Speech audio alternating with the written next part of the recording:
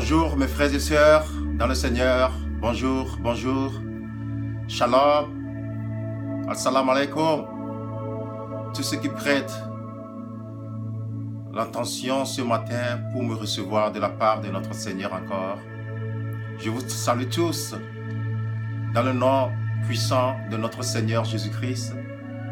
C'est votre frère Paul qui est en ligne encore ce matin. Ah ouais, il est temps, quand l'esprit qui se sent vide, Dieu le comble encore de la source divine, la source de la parole, la source de la vie. Donc mon esprit était épuisé, donc je remercie le Seigneur, le Tout-Puissant, le Créateur du ciel et de la terre, le Dieu de nos pères Abraham, Isaac et Jacob, lui qui nous a fait encore sa grâce. Je le remercie encore également ce matin, quand la parole de Dieu déclare en Jérémie que le Dieu, le Tout-Puissant et éternel, c'est lui qui renouvelle chaque bonté de tout matin dans notre vie. Donc je lui rends gloire. Je lui rends gloire de ces bienveillants qui m'ont été favorisés de la part de sa fidélité qu'il est toujours pour nous. Donc ce matin, j'ai encore le désir de m'imprégner dans la parole divine, la parole de la connaissance, la parole qui nous a été prêchée en Sion par la loi. Mais lorsque la parole divine est arrivée en Jérusalem, cette parole a été propagée par le seul Seigneur Jésus-Christ, par l'Esprit divin du Père. C'est la parole qui nous console, c'est la parole qui nous corrige, c'est la parole de Dieu qui nous châtie de nos erreurs. Car la parole de Dieu déclare, si Dieu châtie ses enfants, parce qu'il les aime, c'est pourquoi il châtie ses enfants. Il n'aime pas que ses enfants demeurent dans l'ignorance, de l'aveuglement de la loi, qui ont été toujours asservis, non à la volonté de Dieu, mais de nos propres façons, telles que nous voulons vivre. Mais ce matin, je me tiens devant vous, de vous parler sur un terme qui est très important. Le terme de ce matin est Shama, les présidents, les gouverneurs, les princes, les princesses, les rois et les reines de ce monde. Shama, les gouverneurs, présidents, les princes et les princesses, les rois et les reines de ce monde. La parole de Dieu vous interpelle de reconnaître là où vous étiez, afin que le Seigneur lui-même vous a choisi d'être les dirigeants, les gouverneurs dans les pays, dans les nations. Mais hélas, il vous observe de toutes choses que vous faites, jusqu'à ce que son oracle est venu de nouveau vers vous. Mais prêtez vos oreilles, les présidents, les présidentes, les chanceliers, les chancelières, les reines et les reins, les princes et les princesses de ce monde. Écoutez, ainsi dit l'Éternel, le Dieu d'Israël, le Dieu le Tout-Puissant, majestueux, qui est assis sur le trône de Zion de David. Et dans sa droite est assis son Fils, l'unique, lequel nous nous connaissons sous le nom de Jésus-Christ. Mais la parole de Dieu déclare dans la parole de la révélation que Jésus-Christ, que nous connaissons sous le nom Jésus, il a un autre nom qui est au-dessus de toutes choses, que nul ne verra pas sa fin. Donc c'est pourquoi ce matin, Dieu a mis dans mon âme, dans mon esprit encore, de vous parler de sa part, car il ne veut pas que nous traversons dans ce moment qui est difficile, dans l'ignorance, mais il veut tellement que nous revenons à la parole. Il veut que nous revenions à la vie qui est la source divine, car il dit, si vous revenez de vos mauvaises voies, je vous donnerai un cœur nouveau, je vous donnerai une nouvelle âme et je vous donnerai un nouveau esprit. Mais ça dépendra de vous, tel que vous serez conscient de vous de revenir en arrière vers la parole divine qui sera pour vous ce matin.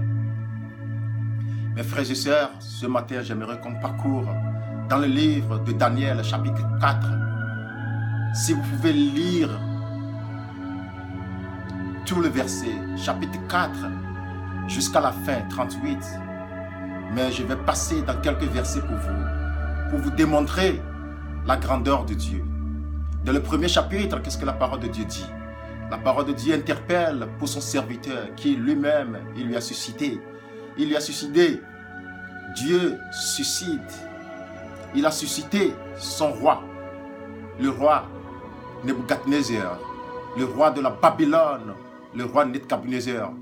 Nebuchadnezzar, il était un roi qui a conquéri toute la terre, dit la parole. Il est le roi qui a conquéri tous les peuples, toutes les nations, de l'ouest à l'est, du nord au sud. La parole de Dieu déclare dans Daniel chapitre 4, verset 1, qu'il est le roi qui était grand. Son élévation n'a jamais pris fin, car Dieu lui-même lui a suscité pour déployer sa grandeur en lui. Il a parcouru sur toute la terre. Il était un roi qui a convaincu toute la terre. Mais hélas, tel qu'on est un roi, qu'on possède toutes choses, dans nos forces telles que nous voudrions l'avoir, dont on se compte à soi-même, que personne ne peut nous résister. Mais ça, c'est la séduction de nos cœurs. Ça, c'est la séduction de nos pensées. Ça, c'est l'ambition qui a été faussée contre notre âme pour pouvoir désobéir à la parole divine du Père. Je vous parle de ce roi, Nebuchadnezzar. Nebuchadnezzar, il était un roi qui est si brillant de la part du Seigneur. Il est si brillant, Dieu lui a béni de sa grandeur, de toutes choses telles que nous, les dirigeants de ce monde d'aujourd'hui, cherchent encore. Ils cherchent la force, les forces surnaturelles. Mais les forces surnaturelles, on peut seulement les recevoir avec l'humilité. L'humilité précède la gloire. Mais tant que vous n'avez pas l'humilité en vous-même et que vous voudrez être seulement ceux qui veulent se voir, l'honneur, encasser l'honneur des autres, que c'est vous, donc vous faussez contre votre gloire. L'humilité ne sera plus de votre part, car la gloire doit être rendue au Seigneur le Tout-Puissant, le Créateur de l'univers, de la terre. Jésus-Christ lui-même, il s'est humilié. Il a été entraîné comme un simple instrument de Dieu qui n'a même pas eu valeur aux yeux de ceux qui l'ont entraîné. La parole de Dieu déclare, on lui a entraîné comme un animal qu'on va aller abattre à l'abattoir. Il ne s'est même pas défendu. Il est devenu mieux. C'est par ça, l'humilité, que Dieu lui a précédé la gloire. De toute compte, lorsqu'il avait accompli toutes choses sur la croix, il a dit, voici que le Seigneur lui a honoré, qu'il n'y en aura pas un autre nom sur le ciel, sur la terre et sous la terre et dans la mer, dans les arbres, ne seront pas élevés comme le nom du Fils unique, Jésus-Christ le Sauveur, El Hamashia, le Sauveur de l'univers, le Sauveur, le Tout-Puissant. Dieu lui a donné l'autorité de toutes choses, car c'est lui que Dieu a placé sur la porte divine pour pouvoir pénétrer dans le royaume des cieux. Celui qui n'acceptera pas le Jésus-Christ, donc il n'est pas digne de rentrer dans le royaume des cieux. C'est pourquoi la parole vous interpelle, nous qui sommes les enfants de Dieu, simples serviteurs, simples instruments. Mais Dieu dit, je vous donne mes dons. Si tu as le don d'annoncer les oracles, donc annonce les oracles de Dieu appropriément pour que la colère de Dieu ne descende pas sur toi. Proclame les oracles de Dieu tels que Dieu te l'a donné pour pouvoir avertir le peuple, pour pouvoir dis ce que dit l'Éternel, ainsi dit l'Éternel. Quand Dieu envoie sa parole, il avertit. Il faut que nous soyons de bonnes sentinelles dans la maison de Dieu, afin que tout ce qui va arriver dans le peuple, contre le peuple de Dieu, dont tu seras quelqu'un qui va sonner la trompette, pour que le peuple soit vigilant, pour que le peuple soit éveillé, et d'être en forme. Alléluia. Béni soit le nom, le Tout-Puissant, le nom de nos pères Abraham, Isaac et Jacob, le Dieu d'Israël. C'est lui le seul Dieu, il est saint de son amour. Il est digne, il n'y en aura pas un autre Dieu. Il est le seul, il demeurera pour toujours le seul Dieu. Donc ce matin, je vous parle de ce roi Nebuchadnezzar. Le roi Nebuchadnezzar, il était le roi de la Babylone, qu'il avait conquéri toute la terre. Il est le Dieu de la terre, lui-même se nommait le Dieu de la terre.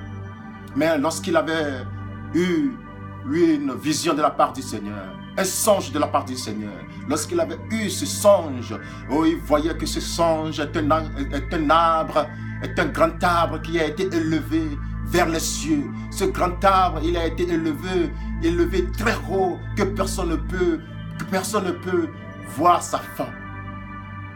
Lorsqu'il a vu ce grand arbre portait des branches qui se sont bien étendues, des branches qui se sont bien formées, de force, un grand arbre que personne n'est digne de lui abattre.